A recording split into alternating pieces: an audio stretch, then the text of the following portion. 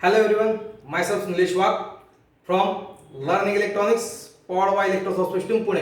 सो दोस्तों फिर से एक बार स्वागत करता हूँ मेरे लर्निंग इलेक्ट्रॉनिक्स यूट्यूब चैनल में। दोस्तों आज देखने वाले एनालॉग इनपुट आईओ स्पेसिफिकेशंस के बारे में। दोस्तों ये सारे आईओ स्पेसिफिकेशन मैं आपके लिए क्यों ले रहा हूँ, एक्चुअली ये जो है इसमें आईओ स्पेसिफिकेशंस यानी कि क्या है, इसके वाले वोल्टेज रेटिंग्स वगैरह तो हम बाद में देखने वाले हैं, लेकिन ये जो कॉमन थिंग्स होते हैं जब आप पीएलसी परचेस करने वाले होते हैं, यस दोस्तों, जब आप ऐसा पीएलसी परचेस करते हो तो इसके आईओ स्पेसिफिकेशन इसके डेटा शीट्स में दिए हुए थे। आपको पता होना चाहिए कि आपके कौन से मैन्युफैक्चरर के अच्छी तरह से वो है और आप उसके बारे में पता करके अच्छा ही पीएलसी आपके सिस्टम में लगाए ताकि आपका कस्टमर आपसे सेटिस्फाइड हो। आपका कस्टमर अगर आपसे सेटिस्फाइड होता है तो दोस्तों आपकी कंपनी का नाम बना रहेगा और आप इंडस्ट्री में बने रहोगे। सो दोस्तों अभी एनालॉग के लिए अभी यहाँ पे आप देख सकते हो एक्चुअली एनालॉग मॉड्यूल्स भी इसमें भी जुड़ा हुआ है।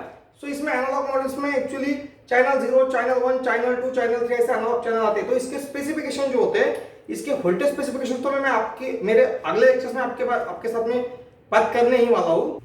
तो इसमें जो ये कॉमन जो स्पेसिफिकेशन होते हैं उसमें आता है पहले रिजोल्यूशन यानी कि क्या है, आपका जो डेटा है, समझो अभी आप कुछ भी एनालॉग टेम्परेचर सेंसर से कुछ भी आप सेंस करवा रहे हो और आपको उधर एनालॉग टेम्परेचर सेंसर क्या करेगा, आपका ये जो फिजिकल एनालॉग क्वांटिटीज को सेंस करेगा उसको इक्विवेलेंट इलेक्ट्रिकल सिग्नल में कन्वर्ट करेगा।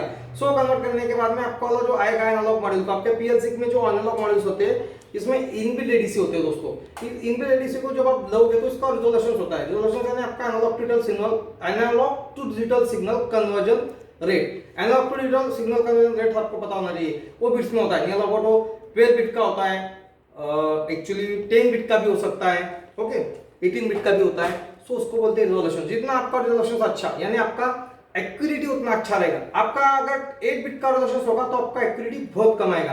अगर 10 बिट का होता है तो उससे अच्छा एक्यूरेटी आएगा। अगर 12 बिट का होता है तो उससे और अच्छा एक्यूरेटी आपके सिग्नल्स का आपको मिलेगा और अच्छी तरह से आप उसके ऊपर एनालाइज कर पाओगे। उसके बाद में होता है आपका इनपुट इंपीडेंस एंड कैपेसिटेंस।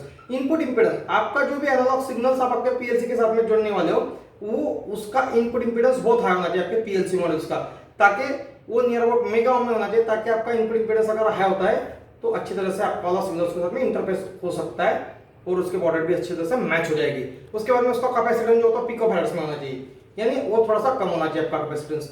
उसके साथ में अगर आप उसका कॉमन मोड रिडक्शन रेशो, ये आपका तीसरा पार्ट आता है आपके पीएलसी में। एक्चुअली रिजोल्यूशन अच्छा होना चाहिए, इनपुट इंपीडेंस हाई होना चाहिए, देन ये सारे कॉमन बातें मैं आपको बता रहा हूं। देन उसका कैपेसिटेंस भी मैं आपको बताया। अभी उसका जो कॉमन मोड रिजेक्शन होता है, कॉमन मोड रिजेक्शन रेशो होता है दोस्तों, जी हाँ ये बहुत इंपॉर्टेंस होता है। आपके अगर एनालॉग सिग्नल में कोई नॉइज होते हैं सो नॉइज फिल्टर करने के लिए ये बहुत इंपॉर्टेंस होता है। सो आपका नॉइज रिमूव करने के लिए आपका कॉमन मोड रिजेक्शन रेशो जो होता है ये वो काम करता है कि उसका वो अच्छी तरह से उसमें नॉइज की कर। सो दोस्तों कॉमन मोड रिजेक्शन रेशो जो होता है, तो कॉमन मोड रिजेक्शन रेशो यानी उस एनालॉग मॉड्यूल का वो एबिलिटी होता है जो कि आपके नॉइज को आपके सिग्नल्स में इंट्रोड्यूस ना होने दे। So that's called the common mode rejection ratio. ये उस common mode rejection ratio specifications का एबिलिटी होता है कि उसमें नॉइज ना आने दे, उसे बोलते हैं कॉमन मोड रिजेक्शन रेशो। तो दोस्तों ये मेरे ऐसे टेक्निकल वीडियो के लिए मेरे चैनल को लर्निंग इलेक्ट्रॉनिक्स को देखते रहिए, लाइक कीजिए, सब्सक्राइब कीजिए और शेयर करना ना भूलिए। बाय बाय दोस्तों।